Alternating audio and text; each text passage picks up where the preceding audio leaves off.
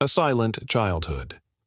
Darkness, silence, and a little girl's struggle. Imagine being a child who wakes up one day to find the world has gone quiet. The laughter of your mother, the soft humming of the birds outside your window, even your own cries, suddenly gone.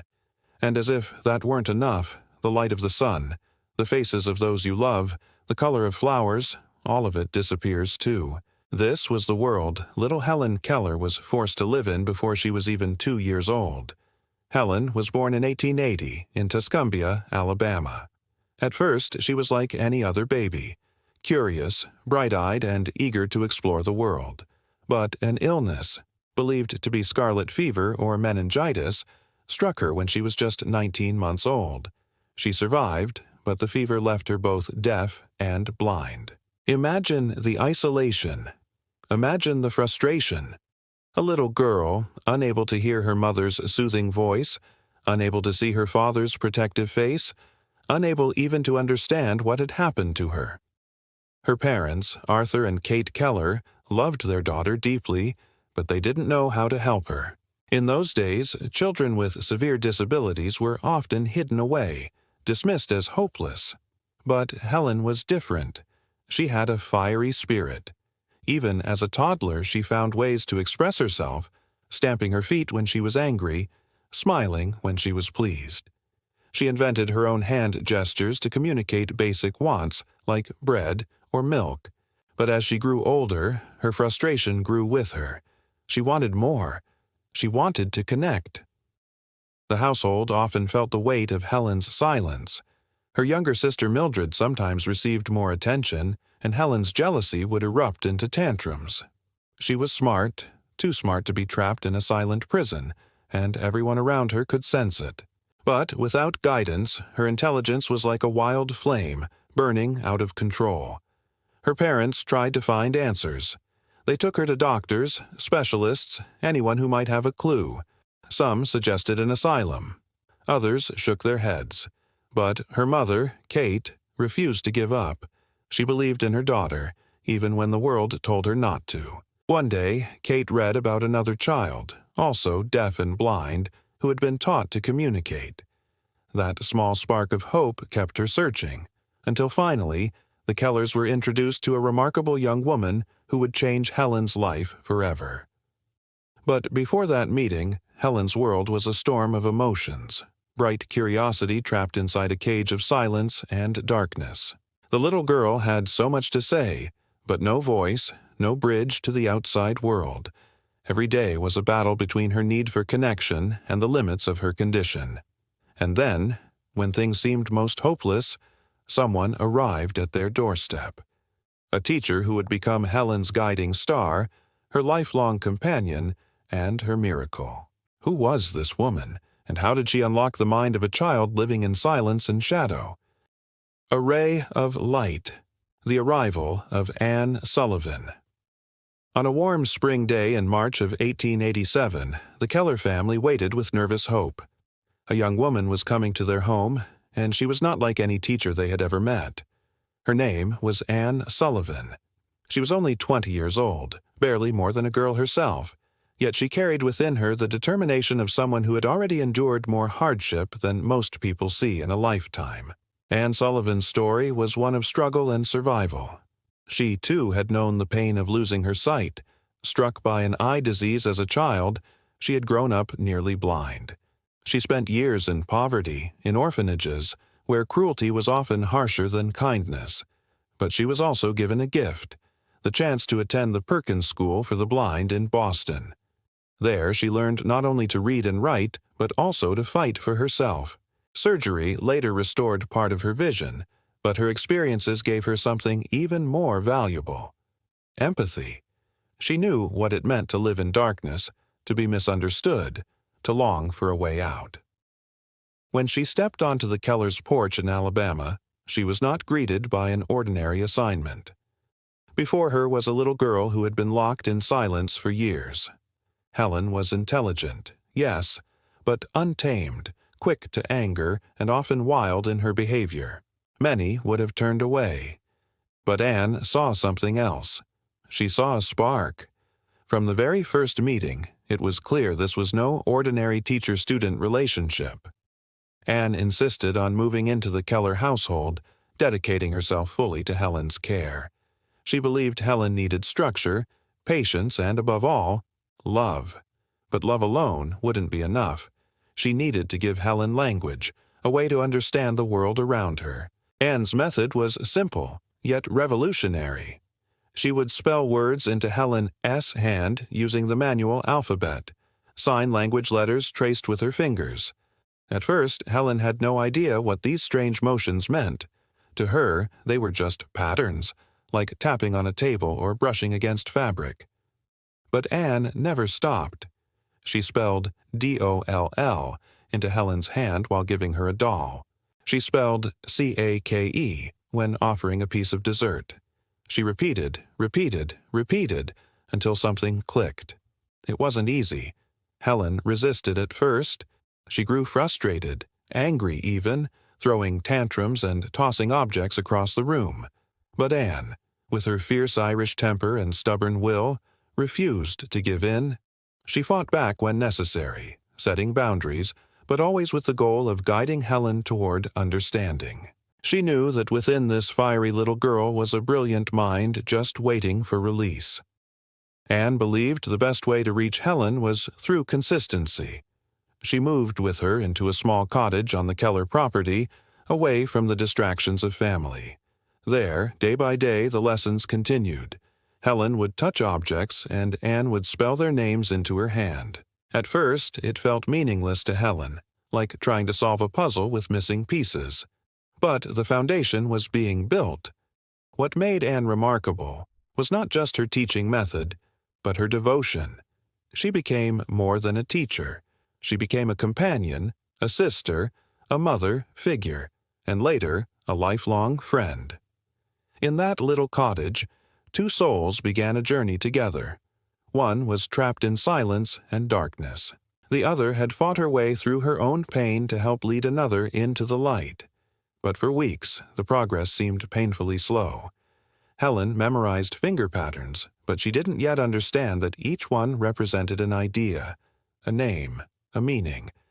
The breakthrough was close but still hidden, waiting for the right moment. And then, one April morning, it happened. An ordinary moment that became extraordinary, when a simple stream of water unlocked the world for Helen Keller. The breakthrough. Finding words in a world without sound or sight. The day was warm, the sun high, when Anne Sullivan led little Helen outside to the water pump. By now, Helen was used to the endless spelling into her hand, but she still didn't understand what it meant. Words were just motions, empty gestures, and knew that to unlock Helen's mind, she needed to connect the finger-spelled letters with something Helen could feel, something real. Anne guided Helen's hand under the flow of cool water, letting it splash against her palm. At the same time, with her other hand, she spelled out WATEER. Helen tilted her head, curious. She felt the rush of water against her skin, and in her hand those mysterious motions, UATER. For a moment, it was just like before, shapes with no meaning. But then, something shifted. Helen froze. The thought formed like lightning in her mind. The pattern in her hand was the same thing as the cool liquid pouring over her fingers. The letters meant water. It wasn't just a game. It was language, a key, a bridge. Helen's whole body trembled with excitement. She pulled at Anne's hand, demanding to know the name of everything around her. Anne spelled GROUND as Helen touched the earth. TREE as she ran her hand over the bark of a tree. FOER as she sniffed the petals of a blossom. Each time, Helen's eyes lit up, not with sight but with understanding. She had discovered that objects had names, and that names could live in her hand. That morning, Helen learned 30 words. By nightfall, she was unstoppable. She touched her dress, her hair, her teacher's face, each time demanding a word. Her mind was wide open now, a thirsty sponge soaking up everything around her. The world that had once been locked away was suddenly bursting with meaning. From that day on, Helen never stopped learning. Her hunger for knowledge was insatiable. Within months, she could spell hundreds of words. Soon after, she learned to read Braille, tiny raised dots that she could feel with her fingertips. Books opened new worlds, and for Helen there was no turning back. Anne was there for every step. She guided Helen not just in language but in life, teaching her manners, discipline, and the skills she would need to navigate a world that was not built for people like her. Slowly, Helen began to emerge as not just a child who survived her condition, but a young woman determined to thrive despite it. But her journey was far from easy. As Helen grew older, she faced doubt, criticism, and prejudice. Many people believed a deaf-blind woman could never live independently, let alone change the world. Yet Helen was ready to prove them wrong. With Anne by her side, she would go on to college, write books, and travel the globe. She would become a voice for millions who had no voice. The little girl who once threw tantrums in frustration was now unlocking doors that most thought would forever remain closed. But Helen was only getting started. The water pump had opened the floodgates of her mind, and soon her voice would rise beyond barriers the world thought were unbreakable. Because Helen wasn't just learning words, she was preparing to tell her story to the world. A voice beyond barriers. Helen's rise to fame and advocacy. Helen Keller's world had been unlocked at the water pump, but what she did with that gift is what makes her story legendary. For Helen, learning words was never just about communication. It was about freedom. And once she had it, she refused to live in silence any longer. With Anne Sullivan as her constant guide and companion, Helen's education advanced at a breathtaking pace. She devoured books in Braille, explored history, literature, and philosophy, and soon began speaking, yes, speaking, through a method called Tadoma, where she placed her fingers on a person's lips and throat to feel the vibrations of words. Her speech was imperfect, but her determination to use her voice was nothing short of extraordinary. In 1904, Helen achieved what many thought impossible. She graduated from Radcliffe College, becoming the first deaf-blind person in history to earn a Bachelor of Arts degree. Imagine the obstacles. Lectures she couldn't hear, notes she couldn't read, books that had to be translated into Braille or spelled into her hand, and still she finished with honors.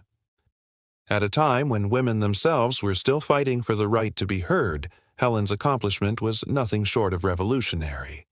But Helen wasn't satisfied with personal success. She wanted to change the world. She believed her story was not hers alone. It belonged to anyone who had ever felt invisible, unheard, or underestimated. So she began to write. Her first autobiography, The Story of My Life, published when she was just 22, captivated the public. Readers were astonished by her courage and intelligence. They began to see her not as a disabled child who beat the odds, but as a brilliant woman who could teach the world about perseverance. Then came the lectures. With Anne and later her interpreter Polly Thompson by her side, Helen traveled across the United States and around the world, speaking to crowds who listened with awe as she spoke her truth. Though her speech was difficult to understand, her message was clear. Barriers are meant to be broken. People leaned in, not just to hear her words, but to feel the power of her spirit. Helen didn't shy away from hard issues either. She spoke out for the rights of people with disabilities, for women's suffrage, and even for workers' rights. She believed every human being deserved dignity and opportunity, and she lived her words. She helped raise funds for schools for the blind and deaf, championed the use of Braille worldwide, and even met with presidents, kings, and world leaders to advocate for change. But perhaps what touched people most was not her activism, but her presence. Helen carried herself with grace, warmth, and an unshakable optimism. People who met her expected to feel pity, but instead they left inspired. She showed them that the human spirit is stronger than the harshest limitations. By midlife, Helen Keller was one of the most famous women in the world. She had walked across the White House lawn with President Roosevelt, toured Japan and India, and stood before cheering audiences in Europe. From Hollywood to small-town America, her story spread like wildfire. She was living proof that no matter how dark life gets, light can still be found. Yet, behind the fame, Helen remained deeply human. She loved nature, especially the feel of the wind and the scent of flowers. She cherished her friendships, especially her lifelong bond with Anne Sullivan, who stood beside her through it all. But as Anne's health began to decline, Helen faced a new kind of challenge, the prospect of continuing her mission without the woman who had given her the gift of words. Still, Helen had learned too well the power of resilience. Even as she faced personal loss and the weight of her growing responsibilities, she never stopped. She had become a voice not just for herself, but for millions who lived in silence and shadows. And as her story neared its final chapters, Helen's message grew even more profound.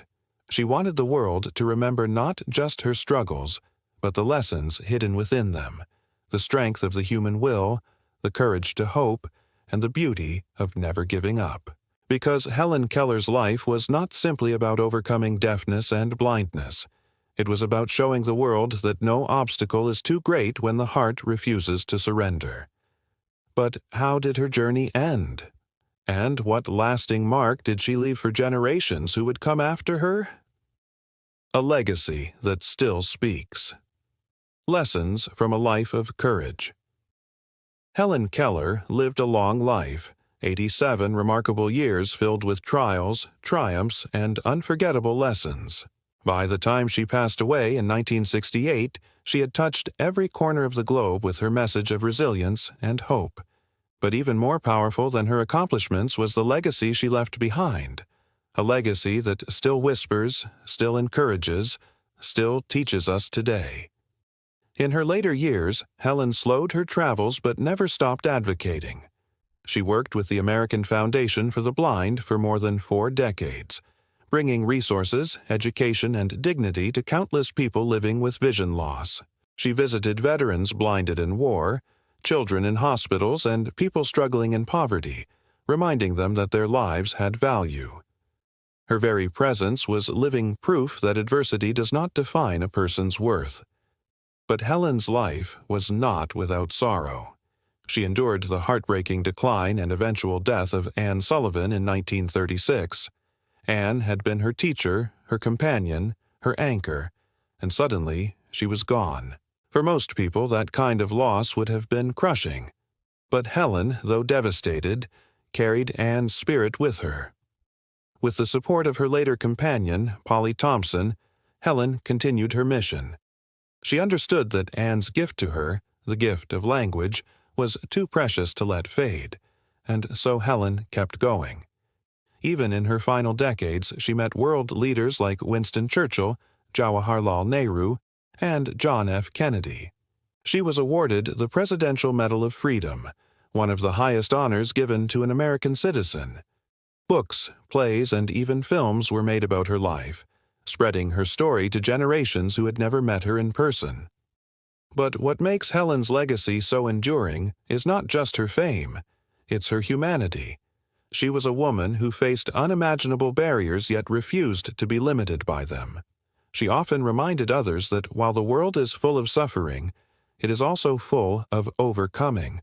Her words still inspire that life is either a daring adventure or nothing at all, that optimism is the faith that leads to achievement, and that nothing can be done without hope and confidence. Today, Helen Keller is remembered not as a child of silence and darkness, but as a beacon of light. Schools bear her name, charities continue her mission, and every time someone refuses to give up, every time someone believes they can overcome the impossible, her spirit lives on. For women in particular, her story resonates deeply. She broke barriers not only as a person with disabilities, but as a woman in a time when society tried to silence both. She proved that strength doesn't always come from physical ability. It comes from courage, determination, and the will to keep moving forward, even when the path ahead is unseen. In the end, Helen Keller's life is not just the story of one woman who overcame impossible odds. It is a mirror held up to all of us, reminding us that no matter what challenges we face, loss, hardship, illness, or loneliness, we can rise above them. We can turn darkness into light. We can find our voice, even in silence. And perhaps that is Helen's greatest gift. Not her words, not her fame, not her honors, but the simple, enduring reminder that we are all stronger than we know. Helen Keller refused to give up, and because of that, the world has never stopped listening.